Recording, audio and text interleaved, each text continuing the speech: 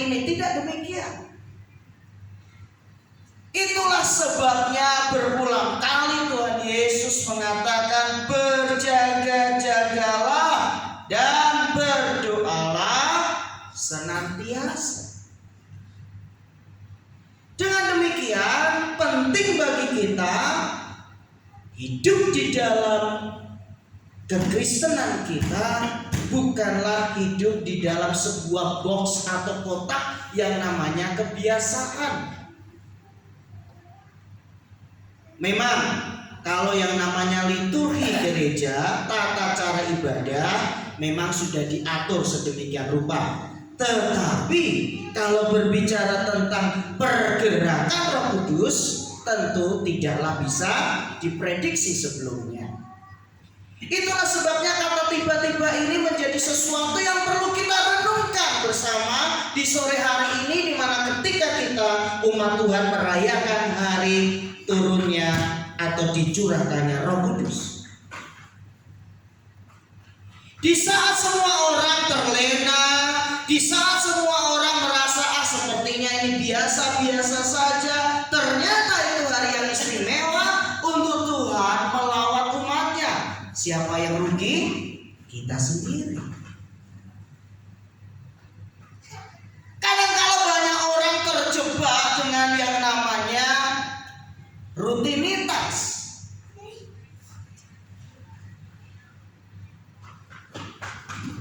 Dalam sebuah acara yang biasa saya pandu live streaming, saya katakan bahwa tidak semua rutinitas itu jelek.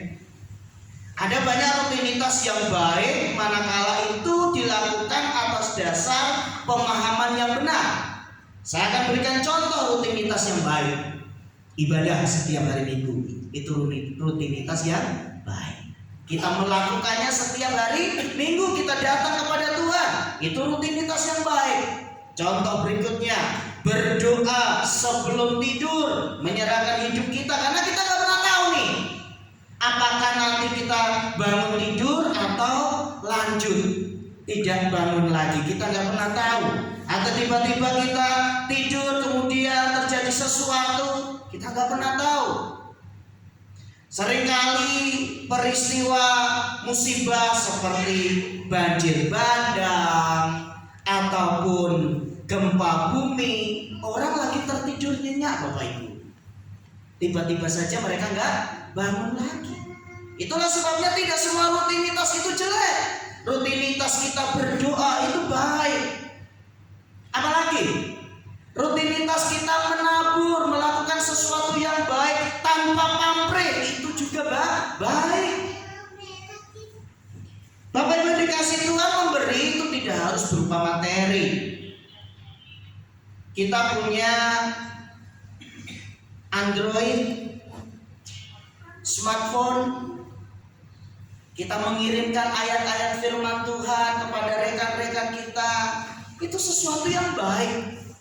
Saya bersyukur dikelilingi orang-orang yang baik yang tidak bosan-bosannya mengirimi kadang ayat firman Tuhan, kadang ada postingan-postingan baik. Sekalipun tidak semuanya saya respon, tetapi setidaknya saya anggap itu rutinitas yang baik.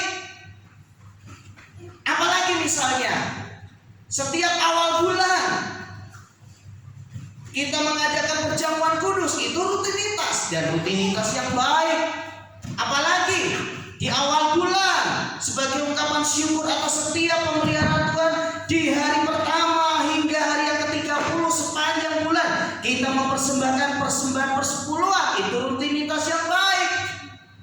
Jadi jangan kita merasa panas telinga kalau kita dengar kata rutinitas, karena tidak semua rutinitas itu buruk. Tetapi yang saya mau katakan di sini adalah jangan kita terjebak pada rutinitas, kemudian kita berpikir bahwa oh nanti Tuhan akan bekerja dengan cara yang seperti ini dan lain sebagainya. Nah, apakah semua murid Tuhan mendengar apa yang diperintahkan oleh Tuhan untuk mereka berdoa di Yerusalem? Tentu tidak. Tetapi bersyukurlah bagi mereka yang mau dengar-dengaran, sekalipun ketika mereka berdoa pada hari yang pertama tidak terjadi apa-apa. Hari yang kedua tidak terjadi apa-apa. Sampai hari yang ke-6 biasa-biasa saja. Hari yang ke-9 tak ada tanda-tanda. Tetapi hari yang ke-10, Kisah Para Rasul pasal yang kedua ayat yang kedua, tiba-tiba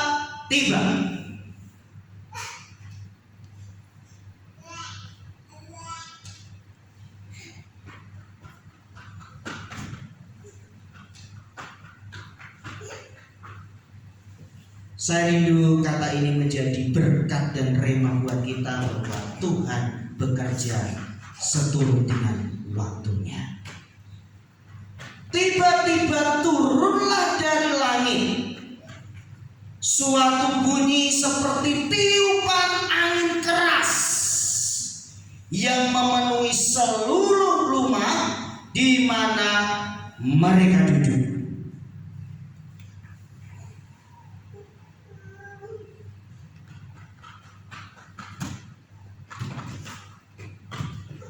Tabib Lukas sebagai penulis Kisah Para Rasul ini berusaha untuk menggambarkan peristiwa di mana Pentakosta ini terjadi. Tentunya kata-kata yang bisa dituliskan, diungkapkan begitu terbatas, sehingga apa yang sanggup ditangkap melalui panca indera itulah yang dituliskan dalam tulisannya, sehingga dia katakan turunlah dari langit suatu bunyi seperti tiupan angin keras yang memenuhi seluruh rumah di mana mereka duduk. Yang perlu untuk kita lihat dengan seksama adalah kata seperti. Seperti di sini artinya adalah gambaran, diungkapkan, dilukiskan.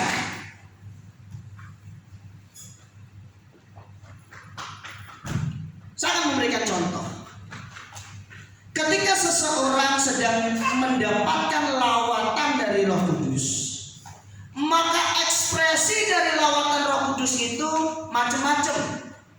Ada yang ekspresinya menangis, ada yang ekspresinya tertawa dalam penyembahan, ada yang ekspresinya menari, tetapi ada juga yang ekspresinya berdiam tetapi dia menikmati hadirat Tuhan. Itu berbicara tentang ekspresi. Nah, ekspresi itulah oleh Tabib Lukas digambarkan dengan kata seperti, sehingga peristiwa Pentakosta digambarkan seperti tiupan angin keras. Kalau memang Roh Kudus dicurahkan dalam bentuk tiupan angin keras, saya pikir mereka semua akan roboh, mereka semua akan terhempas. Kalau ada kursi-kursi berterbangan, tapi kan tidak demikian. Sehingga seperti tiupan angin keras di situ adalah ungkapan, gambaran tentang betapa dahsyatnya lawatan Tuhan terhadap mereka yang duduk, yang berdoa selama 10 hari menantikan janji Tuhan.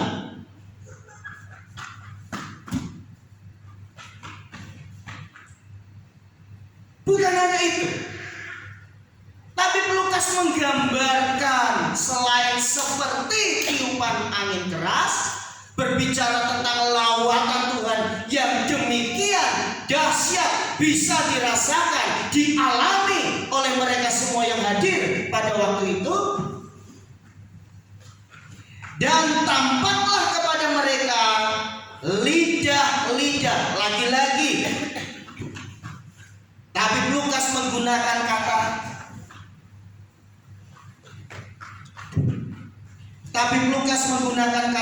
seperti nyala api yang bertebaran dan hinggap pada mereka masing-masing. Kata seperti ini kenapa penting? Berulang kali ditulis oleh Lukas. Karena kalau memang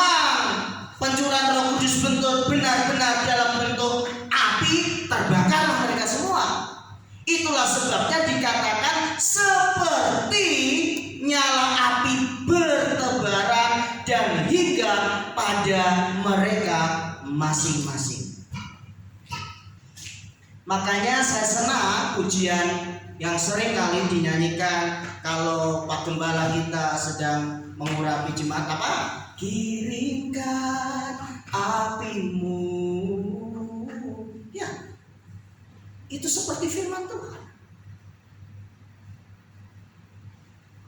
Api Roh Kudus membakar setiap hati yang sudah mulai kecewa, hati yang sedih, hati yang pilu, hati yang hancur. Oleh api Roh Kudus dilawat, dipulihkan. Yang menarik adalah nyala api yang seperti lidah-lidah itu bertebaran, dan apa saudara? Hingga pada mereka masing-masing. Ini menarik sekali. Ini poin yang penting.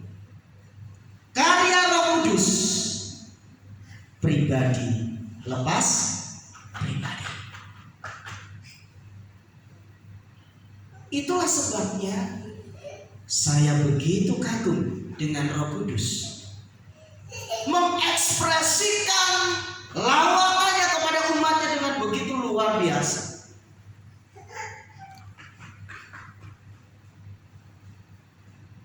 Dancing in the Spirit, mereka menari dalam hadirat Tuhan. Laughter in the Spirit, tertawa dalam hadirat Tuhan. Menangis, menjerit, bergetar, apapun bentuknya, asal itu adalah karya Roh Kudus, akan memuliakan Tuhan. Dan nanti kita akan lihat buahnya nyata.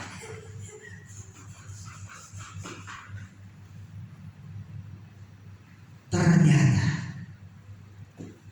Pentakosta bukan hanya berbicara tentang tiupan angin keras, berbicara tentang lawatan yang dahsyat.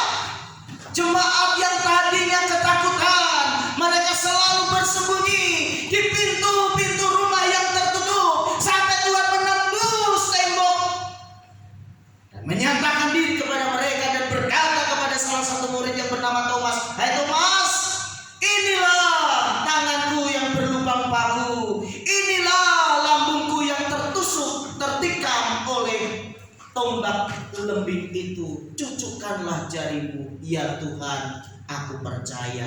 Lalu muncullah firman Tuhan yang terkenal, "Kamu percaya karena kamu melihat, tetapi berbahagialah mereka sekalipun tidak melihat tetapi percaya." Siapakah yang berbahagia? Bapak, Ibu, dan saya. Sekalipun tidak melihat secara langsung proses penyaliban Tuhan Yesus, tetapi kita percaya akan karya penebusan Kristus di atas kayu salib.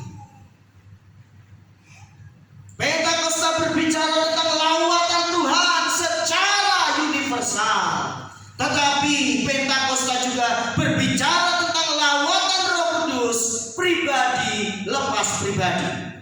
Itulah sebabnya di hari Pentakosta sore hari ini saya mau katakan, bergereja, beribadah itu untuk kepentingan saudara-saudara sendiri. Amin. Amin. Itu tidak ada urusan dengan si A, si B, si C. Beribadah adalah kepentingan kita di hadapan Tuhan. Dan lawatan Tuhan selalu kita alami manakala kita datang dengan penuh kerinduan. Ayat yang keempat, maka penuhlah mereka dengan Roh Kudus. Wow. Setelah Roh Kudus melawat mereka melalui tiupan angin keras, melalui lidah-lidah api yang turun hingga di atas mereka pribadi lepas pribadi. Berikutnya ayat yang keempat, maka penuhlah mereka dengan Roh Kudus. Perhatikan baik-baik, ini sangat menarik. Kenapa para murid perlu untuk dipenuhi dipenuhi dengan Roh Kudus, kita akan belajar yang pertama adalah itu bukti penyertaan Tuhan secara supranatural dalam kehidupan mereka yang akan membuat mereka berani untuk tampil dan bersaksi. Maka penuhilah mereka dengan Roh Kudus. Bentuknya seperti apa? Ekspresinya seperti apa? Kita lihat. Lalu mereka mulai berkata-kata dalam bahasa lain. Nah, bahasa roh itu ada dua macam. Yang pertama adalah glosolali. Itu adalah bahasa roh yang tidak bisa diterjemahkan oleh siapapun. Glosolali itu bahasa roh dalam bentuk bahasa lidah di mana orangnya sendiri tidak mengerti apa yang dia ucapkan, tetapi dia bisa merasakan bahwa apa yang diucapkan itu adalah tuntunan dari Roh Kudus. Itu yang sering terjadi dalam ibadah-ibadah dewasa ini. Kemudian yang kedua itu adalah berbicara dalam bahasa lain. Nah, yang kedua ini adalah bahasa roh yang dapat dimengerti. Kalau glosolali tidak ada yang mengerti, tetapi bisa diterjemahkan oleh mereka yang dipenuhi Roh Kudus untuk menerjemahkannya. Itulah sebabnya kenapa Rasul Paulus berkata dalam sebuah ibadah, jika ada yang berbicara dalam bahasa roh, hendaklah yang lain diam untuk mendengarkan apa yang diterjemahkan. Tetapi daripada menggunakan 1000 bahasa yang tidak dimengerti, lebih baik menggunakan bahasa yang dimengerti. Itulah sebabnya Rasul Paulus katakan lebih baik bernubuat, karena ketika bernubuat menggunakan bahasa yang dapat dimengerti. Nah, Bapak Ibu yang dikasihi oleh Tuhan Yesus Kristus, mereka dipenuhi oleh Roh Kudus, lalu mereka dikatakan bahwa mulai berkata-kata dalam bahasa-bahasa lain. Sekali lagi saya katakan, bahasa-bahasa lain ini adalah bahasa manusia, hanya yang mengucapkannya tidak mengerti artinya, tetapi orang lain dapat menerjemahkannya karena dalam bahasa mereka. Seperti yang diberikan oleh Roh itu kepada mereka untuk mengatakannya. Nah, di sini Tabib Lukas mulai menjelaskan bahwa ternyata saksi dari peristiwa Pentakosta itu sangat banyak, sehingga dia katakan bahwa dalam Kisah Rasul pasal yang kedua ayat 5, waktu itu di Yerusalem diam orang-orang Yahudi yang saleh, apa Bapak Ibu, dari segala bangsa di bawah kolong langit. Artinya adalah ada beberapa banyak orang Yahudi dengan bahasa yang berbeda-beda. Ketika turun bunyi itu, berkerumunlah orang banyak. Mereka bingung karena mereka masing-masing mendengar. Perhatikan, rasul-rasul itu berkata-kata dalam bahasa mereka sendiri. Saya mau bertanya, yang menggunakan bahasa-bahasa lain ini seluruh murid yang hadir? Tidak ditulis jumlahnya tentu. Yang pasti 11 murid Yesus, karena Yudas Iskariot sudah bunuh diri, dan murid-murid yang lain.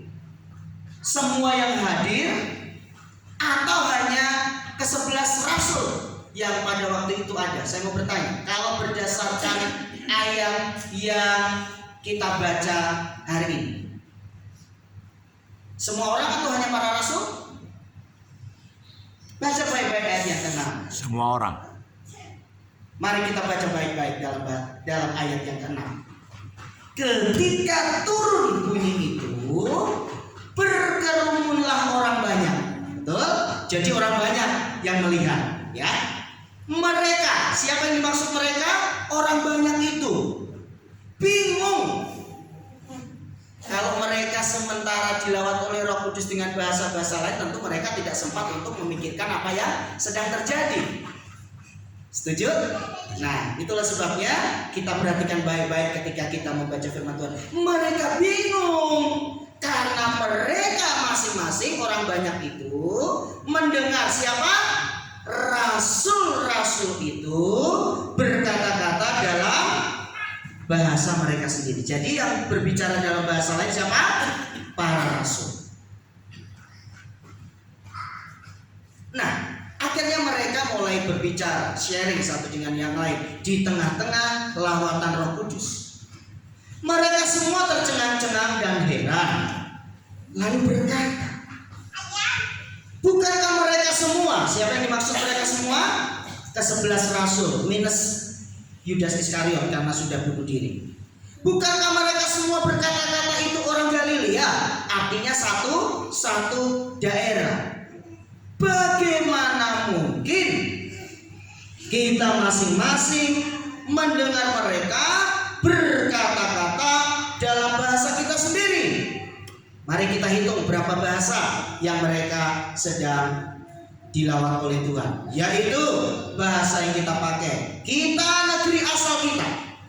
1. Kita orang Partia. 2. Kita orang Media. 3. Kita orang Elam. 4. Kita penduduk Mesopotamia. 5. Kita orang Yudea. 6. Kita orang Kapadokia. 7. Kita orang Pontus. 8. Kita orang Asia. 9. Kita orang Frigia. 10. Kita orang Pamfilia. 11. Mesir dan daerah Libya yang berdekatan dengan Kirene. Pendatang-pendatang dari Roma. Pentakosta menunjukkan bahwa Tuhan hendak memuliakan Kristus melalui bahasa-bahasa yang dimengerti oleh para pengikut Kristus yang bervariasi pada waktu itu. Betapa sangat tidak adil manakala mereka harus mendengarkan bahasa-bahasa yang mereka tidak mengerti. Tetapi kita bersyukur Roh Kudus manakala melawan umatnya memenuhi kebutuhan setiap orang, bahkan sampai suku-suku bahasa pun diperhatikan oleh Tuhan.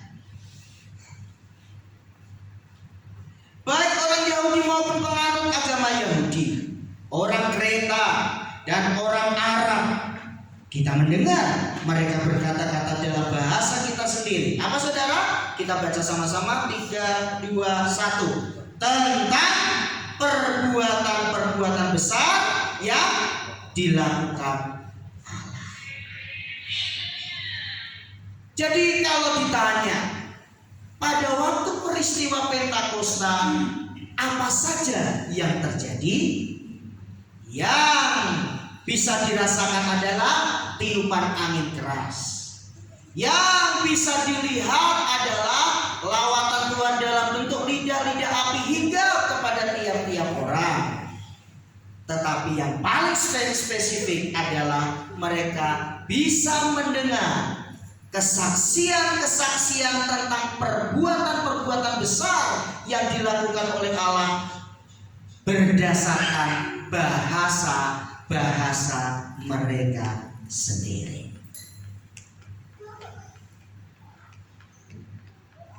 Saudara dikasihi oleh Tuhan Yesus Kristus, Pentakosta mengapa sangat penting? Gereja dibentuk pertama kali melalui peristiwa Pentakosta di loteng Yerusalem. Melalui peristiwa Pentakosta dicurahkannya Roh Kudus. Para murid yang tadinya ketakutan, mereka diberikan semangat oleh Roh Kudus untuk menjadi saksi-saksi bagi nama Tuhan. Nah, saudara yang dikasih Tuhan, Peristiwa Pentakosta begitu luar biasa. Peristiwa Pentakosta begitu mencengangkan, mentakjubkan. Tetapi apakah respon dari orang-orang yang hadir di loteng Yerusalem semuanya sama? Tidak. Hal itu terbukti pada ayat yang ke-12. Mereka semuanya tercengang-cengang dan sangat termangu-mangu sambil berkata seorang kepada yang lain. Apa kata mereka? Apakah artinya ini? Saya mau ayat yang ke-13. Kita baca sama-sama. 3, 2, 1. Tetapi orang lain menyindir, mereka sedang mabuk oleh anggur manis. Bapak Ibu ini kasih Tuhan. Jangan heran kalau saudara dilawat oleh Tuhan, ya. Saya dengar beberapa waktu lalu Ibu Rosma sama Bu Dorti ke Medan ya, melayani ya. Ada satu, itu nona atau ibu yang dilayani? Nona ya, kalau orang Papua bilangnya nona. Seorang gadis ya, gadis dilayani dari yang stres ya, kalau nggak salah dari stres kemudian udah bisa ikut gereja ya, luar biasa. Nah, ketika kita melayani Tuhan, terjadi mujizat-mujizat, tanda-tanda heran Tuhan pakai kita. Perhatikan baik-baik, tidak semua orang punya respon yang sama.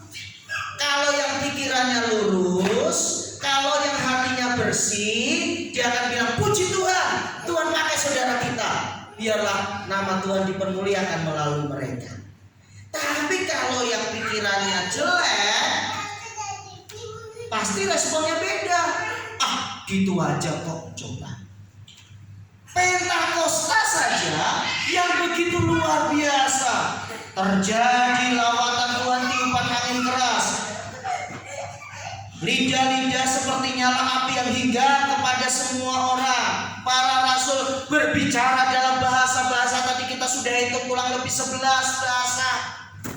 Tetapi tidak semua orang mengatakan bahwa itu lawatan Tuhan. Apa yang mereka katakan? Mereka menyindir, mereka sedang mabuk oleh anggur manis. Wow. Ini kan ngeri pisan. Perhatikan baik-baik.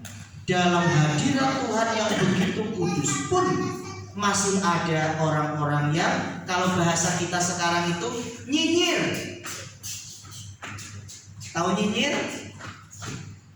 Nyinyir itu ya ngomong seenaknya saja. Mereka sedang mabuk kok oleh anggur manis. Jelas-jelas itu adalah lawatan dari Tuhan, tetapi mereka menyindir, mengatakan bahwa mereka sedang mabuk oleh anggur manis.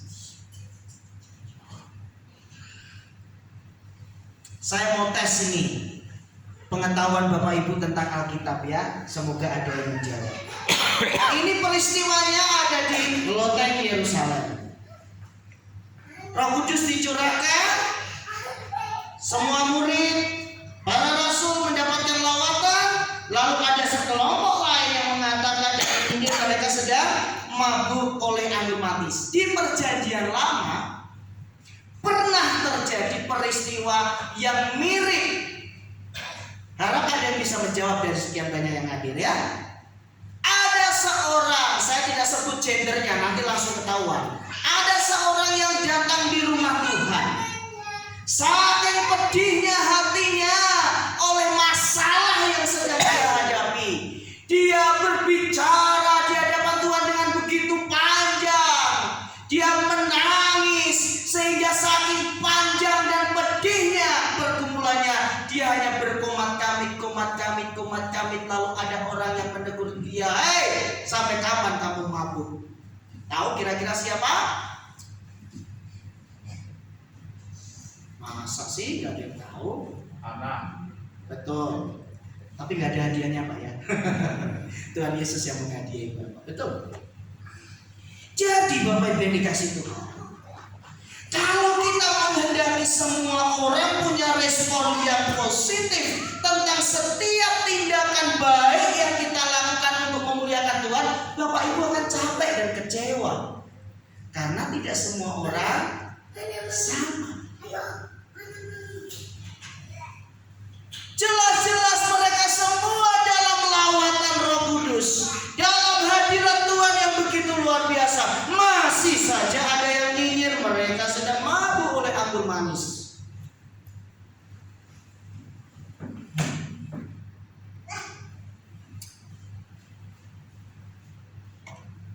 Saya mau bertanya, apakah nyinyiran dari orang-orang yang tidak suka akan peristiwa Pentakosta itu berpengaruh pada para murid? Tidak. Jawabannya, justru mereka semakin sungguh-sungguh untuk melayani Tuhan. Nah, Pentakosta bagian yang pertama saya garis bawahi dengan sebuah pengajaran, yaitu nikmati lawatan Tuhan di setiap hari-harimu bersama dengan Tuhan. Sehingga bersungguh-sungguhlah dalam setiap kali Bapak Ibu dan kita semua beribadah kepada Tuhan, karena Tuhan sedang melawat kita pribadi lepas pribadi.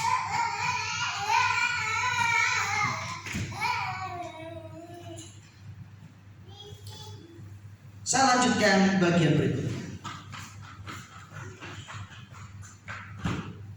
Di ayat yang ke-14, Bapak Ibu bisa melihat di Alkitabnya masing-masing. Lembaga Alkitab Indonesia memberikan judul apa? Judulnya apa Bapak Ibu? Di ayat 14 dan seterusnya. Yang keras? Ya. Ini menarik. Masih bagian yang pertama tentang Pentakosta. Ketika orang-orang mulai nyinyir, ketika orang-orang mulai nyindir, ketika orang-orang mulai menyampaikan fitnahan, gosipan dan lain sebagainya, mereka sedang mabuk anggur manis. Tampillah seorang yang luar biasa bernama Petrus. Petrus ini, kalau bicara tentang Petrus ini Bapak Ibu, saya itu benar-benar ya kagum dengan pribadi yang satu ini. Unik ya ini Bapak Ibu. Ketika Tuhan Yesus sedang mengurapi para murid, membasuh mereka, kakinya dibasuh, tiba giliran dia, tahu Petrus permintaannya, jangan cuma kakiku saja